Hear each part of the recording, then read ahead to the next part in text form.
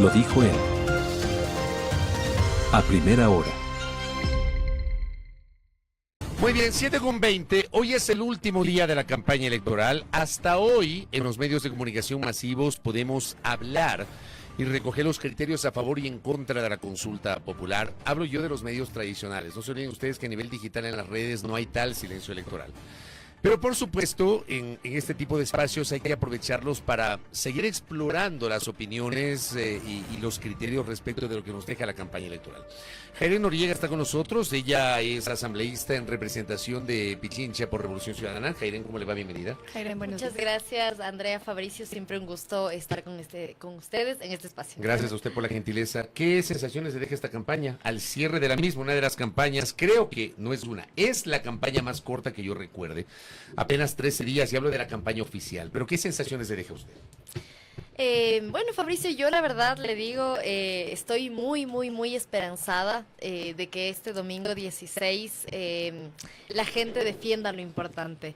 Y lo digo porque he estado en varios conversatorios en universidades, ayer particularmente en la Universidad Central, y le digo, me esperanza profundamente ver a jóvenes que tal vez eran muy pequeños, incluso cuando esta constitución fue escrita y fue votada por el 69% de las y los ecuatorianos, pero conocen que es una constitución que defiende sus derechos, y particularmente el derecho a la educación pública, gratuita y de calidad hasta el tercer nivel, a pesar de que las vocerías del gobierno van poniendo, ¿no?, esta idea de que la educación debería ser privatizada prácticamente. Hay defensores y defensoras que no tienen que ver con ningún partido político, sino que desde la ciudadanía se atreven a defender lo importante, y yo creo que podemos tener un resultado importante. Cuando hablamos de vocerías del gobierno, ¿a qué nos referimos? Porque, a ver, las oficiales y las no oficiales. Aunque a quien yo escuché lo que usted está diciendo, que me parece completamente cuestionable,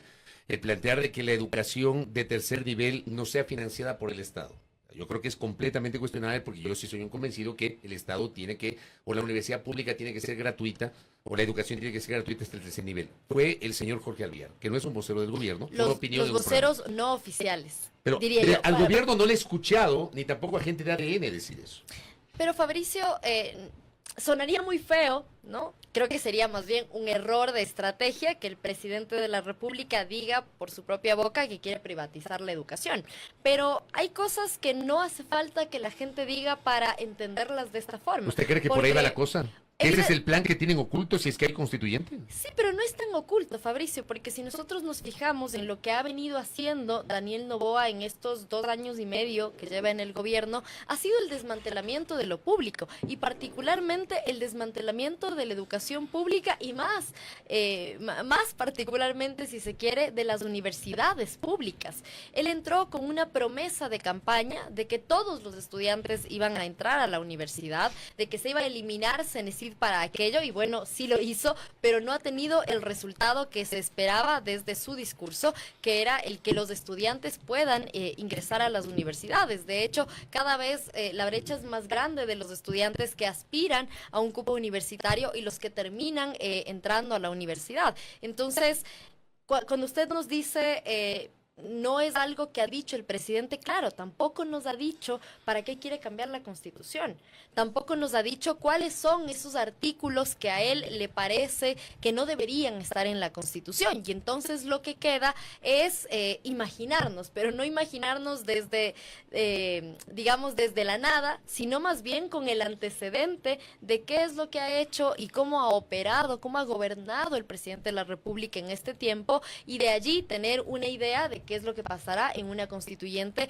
elaborada por él y por su madre, ¿no? Porque así lo ha anunciado. Asambleísta, ¿ha sido suficiente, digamos, la campaña que ha realizado la oposición, ustedes como Revolución Ciudadana? Y esto lo digo porque hay mucho cuestionamiento de si realmente la Revolución Ciudadana va por el no para la Asamblea Constituyente, teniendo en cuenta que en campaña para la presidencia se decía desde la Revolución Ciudadana que sí se quería una Asamblea Constituyente. ¿Realmente se está haciendo lo que se debería hacer, digamos, para hacer esa oposición realmente al no? Varios elementos, Andrea. El primero es que como movimiento político nosotros nos inscribimos para la campaña del no en las 4 preguntas, y lo hicimos además presentando a tiempo todos los requisitos que corresponden. Curiosamente, nos aprobaron 2 preguntas y las otras 2 preguntas no nos aprobaron. Insisto, en los tiempos correspondientes y presentando para las 4 preguntas los mismos requisitos. Y eso no es ninguna casualidad, teniendo en cuenta que el Tribunal Contencioso Electoral y que el CNE operan como oficinas de campaña de ADN. Entonces, buscan permanentemente sacarnos de la cancha, porque en la única cancha en la que puede ganar Daniel Noboa es cuando tiene una cancha inclinada y cuando le ponen obstáculos a la revolución ciudadana. A pesar de ello, la directriz, la decisión que nosotros hemos tenido como movimiento ha sido que los asambleístas, que si usted quiere son la cara más visible políticamente, ¿no?, del movimiento, entremos a una licencia sin remuneración para poder explicarle a la gente, ¿no?, las consecuencias que tendría esta consulta popular, y es decir, estamos en ese proceso. Y entiendo también que haya mucha gente que no mire tanto, ¿no?, esta campaña, porque frente a una campaña millonaria del sí, usando los recursos del Estado, y esto no es ningún invento mío, porque vimos hace unos días a la ministra de Gobierno, la señora Zaida Rovira, haciendo campaña, ella como funcionaria, como ministra, haciendo campaña por el sí. Y al mismo tiempo también vemos al presidente de la República repartiendo bonos, la Feria de la Alegría de los bonos, y una campaña también millonaria en redes sociales, millonaria de pauta. Vemos que ya no solamente Daniel Noboa tiene medios alineados a su discurso, sino que también ha comprado medios. Un asambleísta alterno de ADN ha comprado medios de comunicación. Entonces, frente a toda esa parafernaria, digamos, la opción del no, la campaña, si se quiere, de la revolución ciudadana por el no, queda disminuida, yo te diría, en cantidad. Pero si revisamos la calidad de lo que ha sido la campaña del no, y no solo me refiero a las vocerías de la Revolución Ciudadana, sino todo este ecosistema de organizaciones sociales, de líderes, de lideresas sociales, de incluso ciudadanos que no tienen ninguna afiliación política, artistas. Yo he visto videos maravillosos de científicos, de gente explicando, por ejemplo, las consecuencias de la eliminación o de la posible eliminación de los derechos a la naturaleza. Ha habido mucha articulación y mucha actuación de la sociedad civil, estoy de acuerdo en eso. Pero en el caso específico de Revolución Ciudadana, y yo entiendo el punto que usted plantea y la comparación, pero a mí me da la impresión, y creo que con Andrea coincidimos en ese sentido, si yo hago una comparación con el papel de Revolución Ciudadana durante la campaña de la consulta popular de febrero del 2023, o el papel de Revolución Ciudadana con la campaña de la consulta popular del año anterior, me da la impresión, y le digo mi impresión, eso que yo estoy viendo, que este comportamiento de RC es absolutamente tangencial si comparo con las 2 campañas anteriores. O sea, como que RC no se metió de lleno a respaldar el no. Estamos metidos de lleno, pero las circunstancias son distintas, Fabricio, particularmente en términos de recursos, y también hay este temor de sanciones por parte del CNE, porque le digo, yo tengo compañeros que tienen multas por supuestas campañas anticipadas que van desde los $4,000, pasando por los $9,000 hasta los $14,000. Entonces, eso obviamente genera un temor. Sin embargo, como le digo, la directriz de nuestro movimiento político ha sido que nosotros como legisladores estemos en un proceso de licencia sin remuneración. Este argumento que está señalando usted, yo sí encuentro lógica desde el punto de vista de que, y yo mismo he criticado el hecho de que aparecen ciertos denunciólogos para presentar denuncias contra algunos y no contra todos, y se han dado algunas sanciones insólitas, que a mí me parece, yo entiendo ese punto. Le archivaron la denuncia de la señora Vallas, por favor. Sí, y también lo critiqué en ese espacio. Yo entiendo ese punto, pero le voy a preguntar puntualmente, porque la misma pregunta le hicimos con Andrea Luisa González, que estuvo acá hace 2 días. ¿No será que en el fondo ustedes sí quieren ir a una constituyente? ¿Tienen un interés político de que haya constituyente y que si finalmente gana el sí en la consulta y entraremos después de unos pocos meses a una campaña, que armar listas, entrar a la campaña, ustedes van a poner ahí sí toda la carne en el asador para tratar de captar un buen número de legisladores en la próxima constituyente? De ninguna manera, Fabricio, y le digo categóricamente no, porque nosotros no hacemos política por hacer política.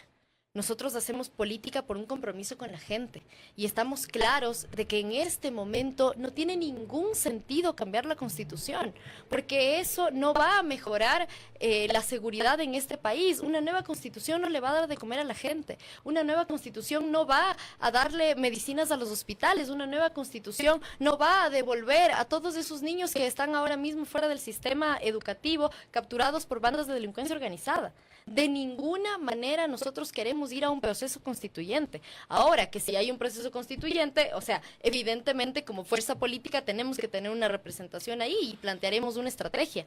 Pero en este momento, ir a una asamblea constituyente sería profundamente riesgoso. Y no para nosotros como organización política, sino para la gente, porque se pone en juego la vida de la gente y los derechos que tantos años, que tantas luchas nos han costado para que se vean cristalizadas en la Constitución del 2008. Así que créame que esa posibilidad, ¿no? esa hipótesis que podría generarse respecto a una campaña del no de la Revolución Ciudadana que pueda entenderse como bajada de volumen, no tiene nada que ver con una intención o con una voluntad de que haya una asamblea constituyente. Sobre las otras preguntas, ¿por qué ir por el no en bases militares?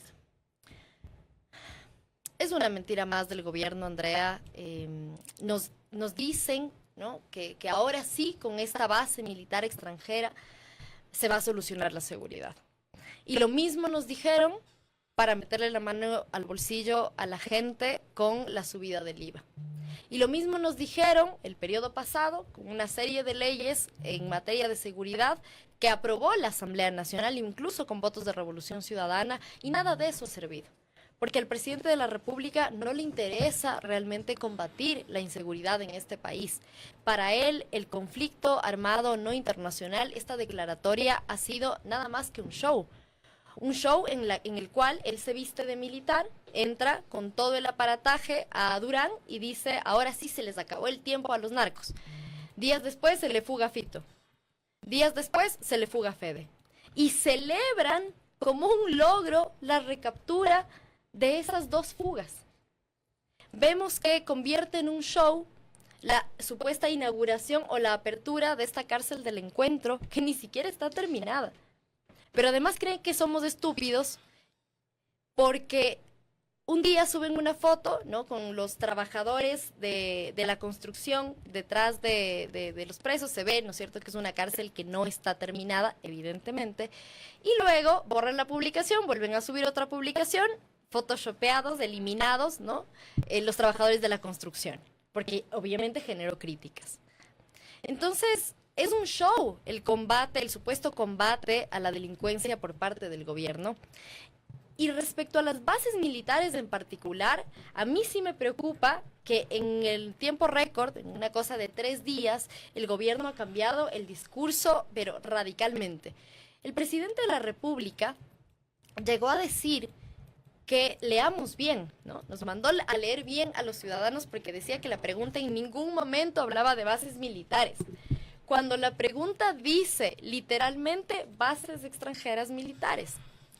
Luego otras voceras del gobierno nos dicen que no, que las bases no van a ser militares, que van a ser una oficina. Que van a ser una oficina para controlar la migración.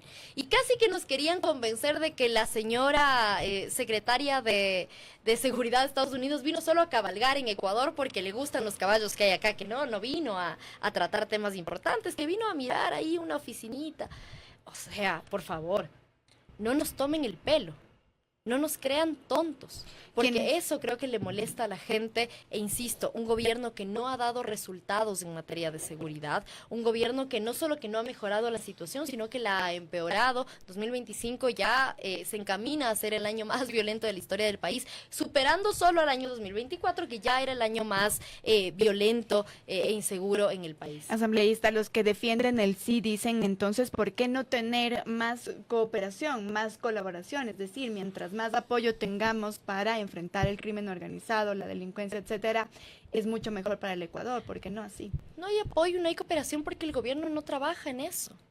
Porque el gobierno destruye las relaciones internacionales que tiene con otros países. En esta Constitución, ustedes no van a encontrar un solo artículo donde prohíba la cooperación internacional. Es más, la promueve la cooperación internacional, y más tratándose de temas de seguridad. El narcotráfico sabemos que es un fenómeno transnacional que opera de distintas formas en distintos países, porque hablamos de una cadena desde incluso la producción de insumos para la generación de drogas hasta la producción de de los propios estupefacientes, hasta el transporte y finalmente el consumo de drogas. Estamos hablando de una cadena mundial, digamos, que se expande por distintos países, por lo cual combatir el narcotráfico, que además tiene otros delitos como el lavado de activos, los paraísos fiscales, es decir, requiere obviamente de cooperación internacional, y esos instrumentos existen en la Constitución, y básicamente dependería del ministro de Gobierno, del ministro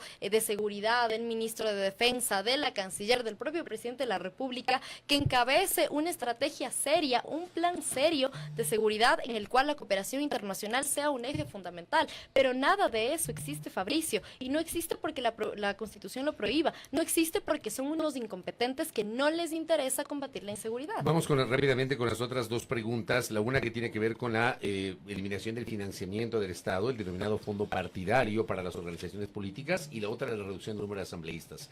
¿Por qué rechazar ambas propuestas, Heiren? Primero, son preguntas de relleno. Son preguntas que lo que buscan es jalar la votación hacia... Son preguntas gancho. Son preguntas gancho porque creo que si aquí yo les pregunto quién está de acuerdo con que... más bien, ¿quién cree que los partidos políticos o la Asamblea Nacional o el sistema político funciona bien? Nadie va a alzar la mano. Ni siquiera yo, que hago parte de la Asamblea Nacional, le puedo decir que las cosas andan bien. La gente tiene una bronca con la política, la gente está enojada con la política, y el gobierno estratégicamente aprovecha esa bronca para traccionar, digamos, la votación hacia, digamos, una votación favorable al gobierno. Ahora, si ya desglosamos un poquito más las preguntas, la primera, el financiamiento de los partidos, de vuelta, como todas las preguntas, desde la vocería oficial del gobierno, sus argumentos son mentirosos y son falaces, ¿no? Porque nos dicen que... los partidos políticos, ¿no? Que no llegan ni al 1%, llevan los recursos del Estado y hacen con la plata del Estado lo que les da la gana, y bueno, una serie de cosas que han dicho para justificar, digamos, el apoyo a esta pregunta.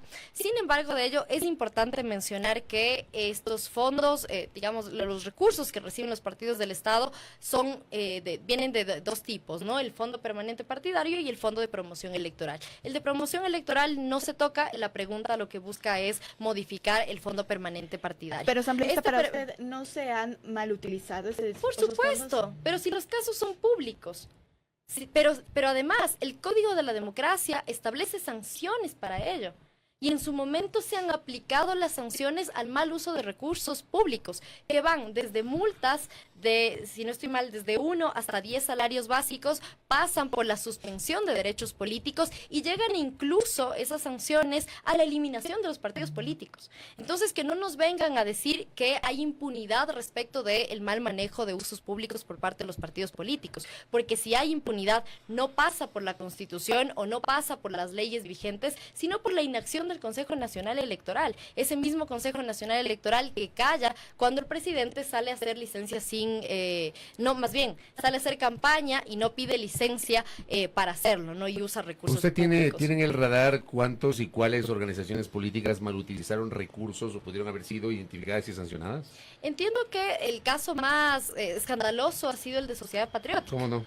Que no es reciente. Que no es reciente, además. Entonces, ese caso... y por ese caso fueron sancionados. Y por ese caso fueron sancionados. Me parece sancionados. que por ese caso le retiraron durante 2 o 3 años los derechos políticos al presidente Lucio Gutiérrez. Exactamente. Entonces, ahí están las sanciones, porque los voceros del gobierno tienen toda la cara de hacer videitos bien producidos diciendo que no hubo sanciones respecto de ese caso en particular que usted cita.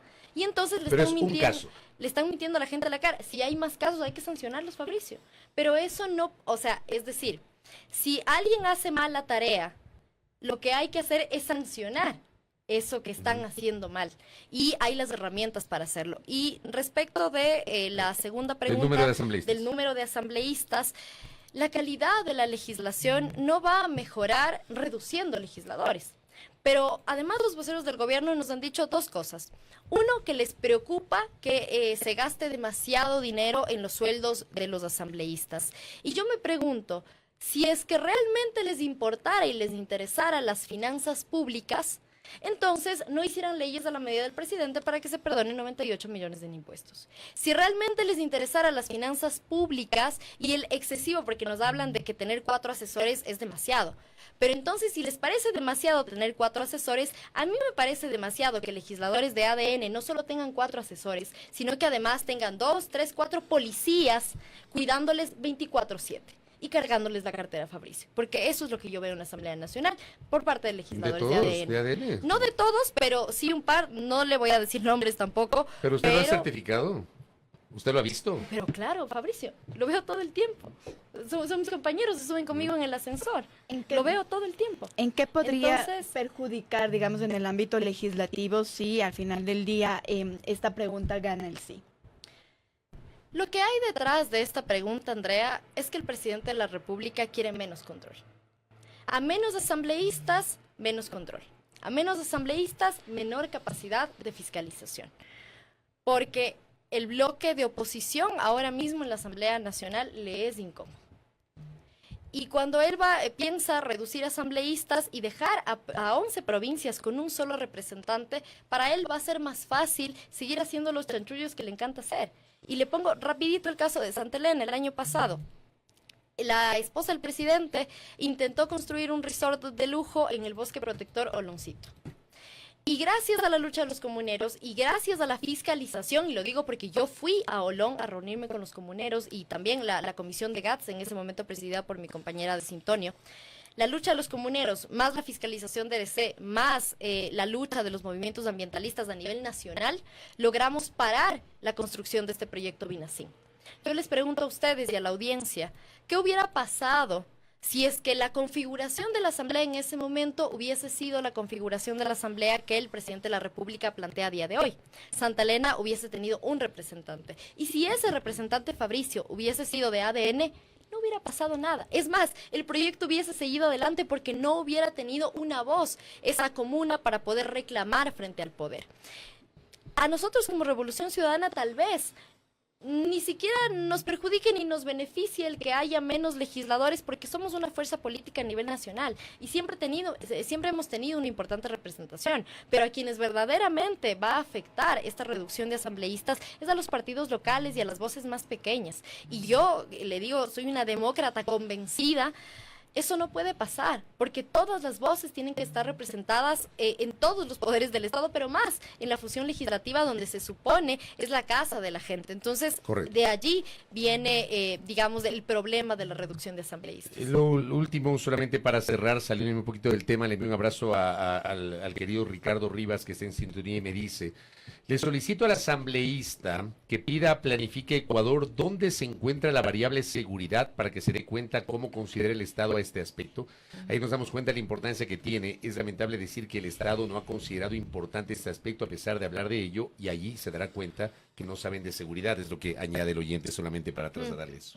Sí, es que ya ni siquiera esa institución de planificación que existía antes, ¿no? Semplades, ha quedado reducida a la nada, porque no hay planificación, porque no hay presupuesto, porque no se cumple con la Constitución, y entonces la solución es cambiar la Constitución. Yo creo que más bien habría que cambiar de gobierno, pero para eso todavía falta un rato largo. Correcto. Jairen, gracias por el tiempo. Gracias Fabricio. Jairen Noriega, asambleísta de Revolución Ciudadana, aquí en A Primera Hora. Primera plana. Todas las noticias, todas las voces.